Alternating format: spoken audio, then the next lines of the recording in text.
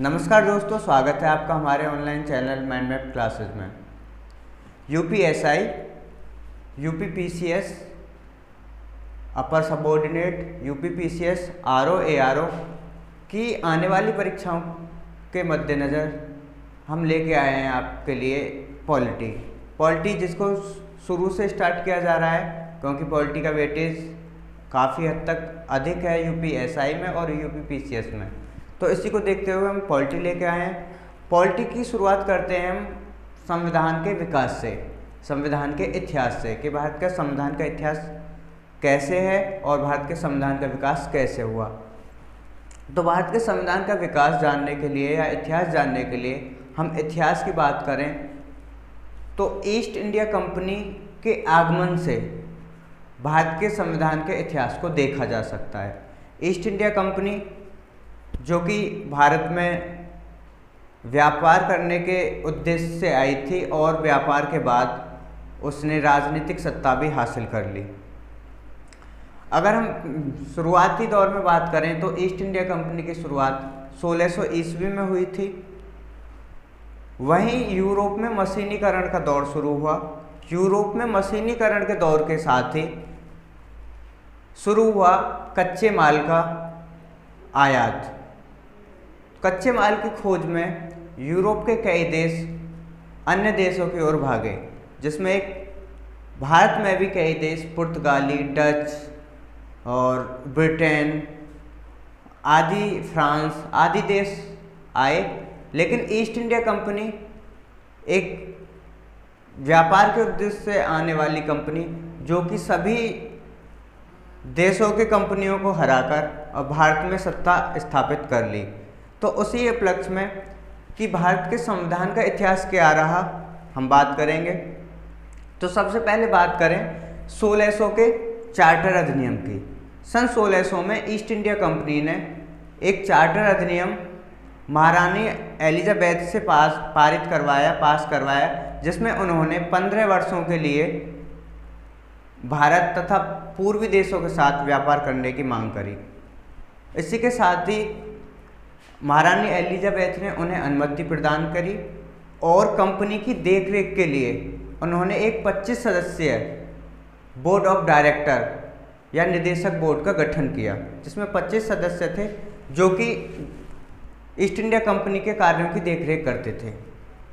उसके बाद में एक एक्ट आया 1726 का चार्टर एक्ट। 1726 में बंगाल, मद्रास, मुंबई और कलकत्ता के राज्यपालों को विधि और कानून बनाने की अनुमति प्रदान की गई। उसके बाद में आता है 1773 का रेगुलेटिंग एक्ट। यहाँ से शुरुआत मानी जाती है संविधान के निर्माण की, भारत के संविधान के निर्माण की। यहाँ से एक तरीके से शुरुआत मानी जा सकती है। अब इसमें लिखा है कि इसमें पहली बार कंपनी के लिए एक लिखित संविधान लाया गया। दूसरा, बंगाल के गवर्नर को बंगाल का गवर्नर जनरल नियुक्त किया गया। मैं यहाँ पे समझाना चाहूँगा कि बंगाल का गवर्नर, पहले बंगाल का गवर्नर था, फिर बंगाल का गवर्नर जनरल हुआ, फिर भारत का गवर्नर जनरल हुआ और फिर भारत का वायसराय हुआ। तो पहले बंगाल के गवर्नर जनरल वारेन हेस्टिंग्स बने। बंगाल के गवर्नर थे लॉर्ड क्लाइव। पहले बंगाल के गवर्नर लॉर्ड क्लाइव थे। उसके बाद में 1773 के रेगुलेटिंग एक्ट के तहत बंगाल के गवर्नर में ही बंगाल का गवर्नर जनरल पद जोड़ दिया और पहले बंगाल के गवर्नर जनरल बने वारेन हेस्टिंग्स। इसमें एक काम और किया गया इस एक्ट में, बोर्ड ऑफ डायरेक्टर, निदेशक बोर्ड, जिनकी स्थापना 1600 ईस्वी में हुई थी, की कार्यावधि 1 वर्ष के स्थान पर 4 वर्ष कर दी। पहले उनकी जो 25 सदस्य हुआ करते थे उनकी कार्यावधि 1 वर्ष की हुआ करती थी। 1773 के रेगुलेटिंग एक्ट के द्वारा उनकी कार्यावधि 4 वर्ष की कर दी गई। तीसरा है गवर्नर जनरल व उसकी परिषद को समस्त सैनिक तथा सिविल शक्तियाँ सौंप दी गई। जो गवर्नर जनरल की परिषद हुआ करती थी और गवर्नर जनरल को सभी सैनिक तथा सिविल शक्तियाँ सौंप दी गई, जो कि पहले इंग्लैंड से केंद्रित हुआ करती थी, इंग्लैंड से कंट्रोल हुआ करती थी। गवर्नर जनरल की परिषद में 5 सदस्य हुआ करते थे। एक तो गवर्नर जनरल जो कि वारेन हेस्टिंग्स थे, वो 5 सदस्य कौन कौन से थे?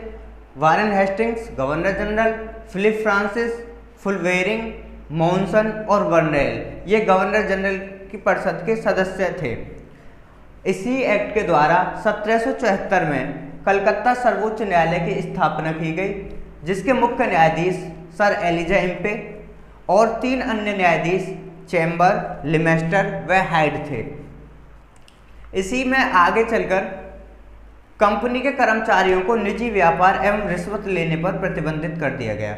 जो कंपनी के कर्मचारी निजी व्यापार करते थे या किसी भी प्रकार की रिश्वत लेते थे, उसको प्रतिबंधित कर दिया गया। इसके बाद में एक्ट आता है एक्ट ऑफ सेटलमेंट, जिसे रेगुलेटिंग एक्ट की कमियों को दूर करने के लिए लाया गया, इसलिए इसे संशोधनात्मक अधिनियम भी कहा गया है। खाली 1781 की कमियों को दूर करने के लिए ये एक्ट ऑफ सेटलमेंट लाया गया था। इसके बाद में पिट्स इंडिया एक्ट 1784, 1793, 1813, 1833, 1853, 1858 आदि बहुत सारे एक्ट आए। हम छोटी छोटी वीडियो के माध्यम से आपको इन्हें पहुंचाते रहेंगे। धन्यवाद।